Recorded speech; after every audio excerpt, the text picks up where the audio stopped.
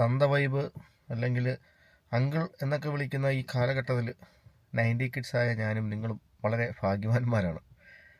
അറിയാലോ, നമ്മളൊക്കെ പഠിച്ച സമയത്ത് ഒരു ബസ് പോയാൽ അരമണിക്കൂർ കഴിഞ്ഞിട്ടായിരിക്കും അടുത്ത ബസ് ഉണ്ടാകുക. അപ്പോൾ ആ സമയങ്ങളിൽ ഒരു ബസ്സിൽ കയറിയാൽ തൂങ്ങി സൂചി കുത്താൻ പോലും ഇടയില്ലാതെ സ്റ്റെപ്പിലൊക്കെ നിന്ന് ഒക്കെയാണ് പോയത്. നമ്മൾ പോകുന്ന മെയിൻ ഉദ്ദേശം സ്കൂളിൽ പോവുക, പഠിക്കുക, തിരിച്ചു വരിക എന്നല്ലാതെ റീച്ച് ഉണ്ടാക്കാനോ റീൽസ് ഉണ്ടാക്കാനോ ഒന്നും നമുക്ക് സമയമില്ല. നമ്മളങ്ങനെ ചിന്തിച്ചിട്ട് പോലും ഇല്ല അതൊരു കാലഘട്ടം. ആ സമയത്ത് മൊബൈലില്ല, അത് വേറെ കാര്യം. എങ്കിലും നമ്മൾ പോകുന്ന നല്ല രീതിയിൽ തന്നെയായിരുന്നു പോകേണ്ടത്. ഇന്നത്തെ കാലത്ത് റീച്ച് ഉണ്ടാക്കാൻ പറ്റും എന്നതിനെക്കുറിച്ച് ചിന്തിച്ചാണ് ആൾക്കാർ പോകുന്നത്.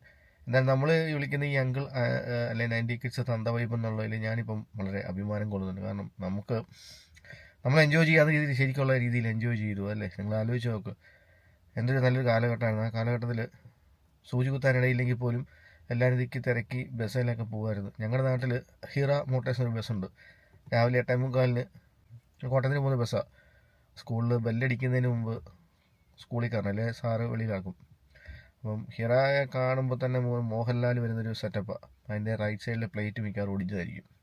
കൂടാതെ 50 പേര് കയറേണ്ട ബസ്സിൽ മിക്കവാറും ഒരു 70 പേര് കാണും. അപ്പോൾ ഈ വലിച്ചു കയറിയ വരുന്നത് നമ്മുടെ ഈ പറക്കം തളിക സിനിമ ഷൂട്ട് ചെയ്ത ബസ്സാണെന്നാണ് എനിക്ക് തോന്നുന്നത് ഈ ബസ്. കാരണം അതേ സെയിം ഷേപ്പാണ്.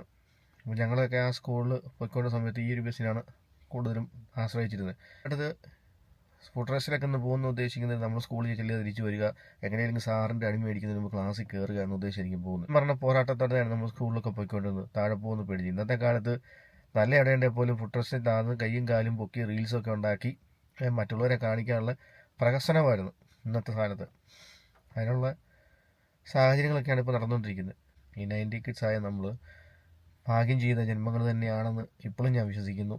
കാരണം അങ്ങനെ നിങ്ങൾ ഭാഗ്യത്തിൽ വിശ്വസിക്കുന്നെങ്കിൽ ഇല്ലെങ്കിൽ ഇനി വിശ്വസിച്ചേ പറ്റുള്ളൂ. ഇനി നമ്മൾ ഏതെങ്കിലും സമയങ്ങളിൽ ബസ്സിലൊക്കെ പോകുമ്പോൾ ഇങ്ങനെയൊക്കെ എന്തെങ്കിലും ഇൻസിഡൻറ്റ് ഉണ്ടായാൽ പെട്ടു. പുള്ളിയും നമ്മുടെ ഏകദേശം ഏജ് ഗ്രൂപ്പാണ്. പുള്ളി 90 കിഡായിരിക്കും. കിട്ടിയ ഈ ലൈഫ് എൻജോയ് ചെയ്യുക, ഓരോ നിമിഷവും എൻജോയ് ചെയ്യുക. നാളെ രാവിലെ എന്ത് സംഭവിക്കുമെന്ന് എനിക്കോ നിങ്ങൾക്കൊന്നും ഒരു ഉറപ്പില്ല. നമ്മൾ പോലും അറിയാതെ നമ്മൾ ചിലപ്പോൾ വൈറലാവും, നമ്മൾ പോലും അറിയാതെ നമ്മൾ ചിലപ്പോൾ കള്ളനാവും.